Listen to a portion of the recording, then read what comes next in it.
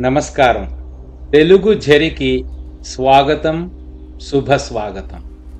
ఈరోజు అంశంలో మనం శార్దూలము వృత్తముగా కొన్ని సంస్కృత శ్లోకములను పరిశీలిద్దామండి. రండి. సంస్కృతంలో ఛందోబద్ధముగా రాసిన పద్యాలకి గణములు సరిగ్గా ఉండాలి, కానీ యతి ప్రాస నియమములు లేవు. యతి ప్రాస నియమములు మనం ఉపయోగించి వ్రాస్తే చాలా బ్రహ్మాండంగా ఉంటుంది, కానీ అవసరం లేదు. ఒకవేళ తెలుగు పదములు కలిస్తే అప్పుడు తప్పకుండా యతి ప్రాస నియమములు మనం పాటించాలి. ఈ అంశంలో మనం 5 శ్లోకాలని పరిశీలిద్దామండి. మొదటి 3 ప్రాచుర్యములో ఉన్న సంస్కృత శ్లోకములు, చివరి 2 నేను వ్రాసిన శ్లోకములు. ఒక్కొక్క శ్లోకం గురించి మీకు వివరిస్తాను. రండి. ఈ శ్లోకం మనందరికీ పరిచయమైనటువంటి సరస్వతీదేవి మీద మంచి శ్లోకం అండి. యా కుందేందు తుషారహారధవళ, యా శుభ్ర వస్త్రావృత, యా వీణా వరదండమండితకర, యా శ్వేత పద్మాసన, యా బ్రహ్మాచ్యుత శంకర ప్రభృతిః దేవైర్ సదా వందిత, సామాం పాతు సరస్వతి భగవతి నిశ్శేష జాడ్యాప. ఇది మీకు ఇప్పుడు చూపిస్తాను. శార్దూల వృత్తంలో వ్రాయబడినది. ఇక్కడ గణ విభజన సూచిస్తున్నానండి. మనం వాడిన ఉపకరణము తెలుగు భాషకి కరెక్ట్గా చూపిస్తుంది. సంస్కృత భాషలో ఉన్న పద్యం కానీ శ్లోకాన్ని కానీ అంత కరెక్ట్గా చూపించదు. మీకు ఉదాహరణకి 4 పాదాలు ఏ పాదాల్లో కూడా మనకి ప్రాస లేదు, పర్వాలేదు, సంస్కృతం కాబట్టి. యతి కూడా లేదు మనకి. ఇక్కడ 1, 2 పాదాల్లో యతి, ఆ యా అనే అక్షరం వాడటం వల్ల యతి ఉన్నట్టు అనిపిస్తుంది, కానీ 3, 4 పాదాల్లో మీరు చూస్తే యతి మైత్రి లేదు.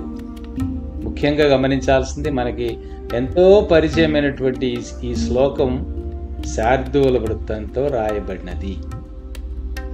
రెండవది, ఈ 2 పాదములు బుధ కౌశిక ఋషి రాసినటువంటి శ్రీరామ రక్షా స్తోత్రంలో ఉందండి.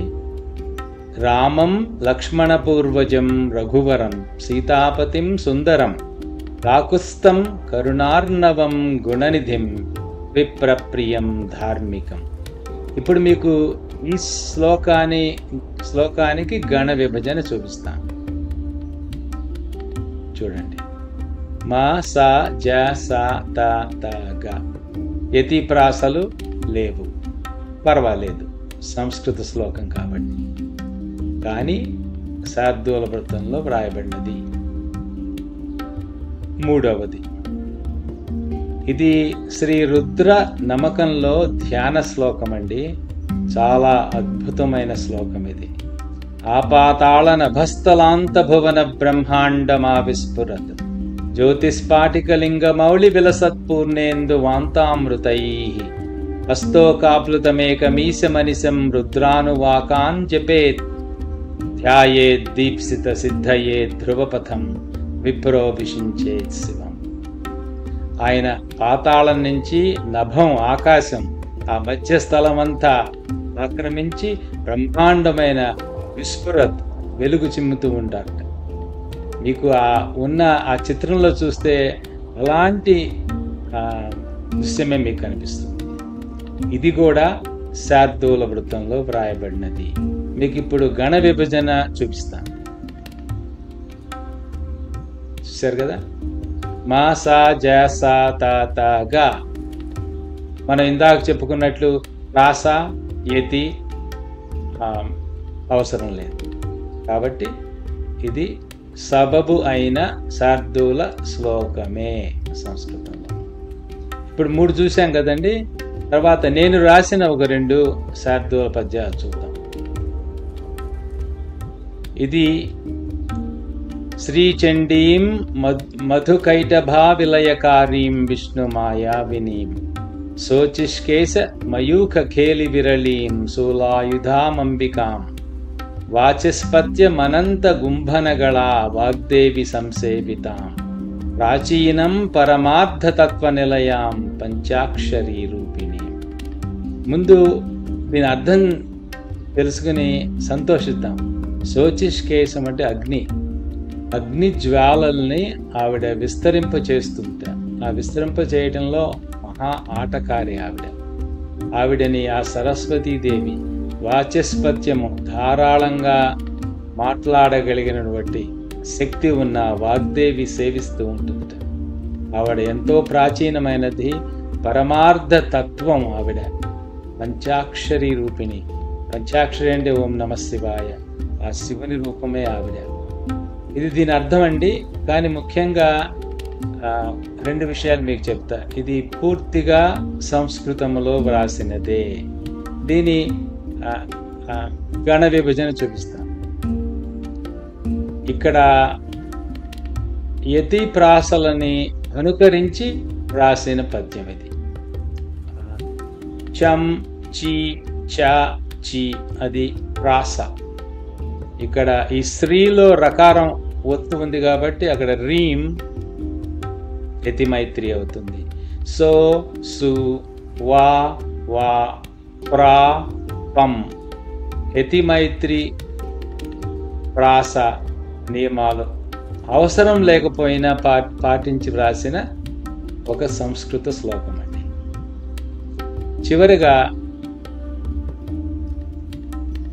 ఇది కూడా అమ్మవారి మీద పద్యమే. శ్రీం బీజాక్షర మంత్రరాజమకుటీం శ్రీచక్ర సంచారిణీం అంబా శుంభ భంజనకరీం ఆలంబనాడంబరీం బింబాం గుంభన సంభ్రమాభరణ గంభీరాం సుభాస్వాంత వృత్తంబున్మేరు మహాశిఖాగ్ర విలసద్దాక్షాయణీ భార్గవీ. మీకు ఒక పదాన్ని సూచిస్తాను. ఇక్కడ చూడండి, వృత్తంబు. ఆ వృత్తంబు అన్నది తెలుగు పదము. మిగిలిన అన్ని పదములు కూడా సంస్కృతంలో ఉన్నప్పటికీ ఒక తెలుగు పదం కలవటం వల్ల యతి ప్రాసలు పాటించవలసిన అవసరం ఉన్నది. దీని అర్థం చూడండి. శ్రీమనే బీజాక్షర మంత్రరాజ్యం ఆవిడ కిరీటంట.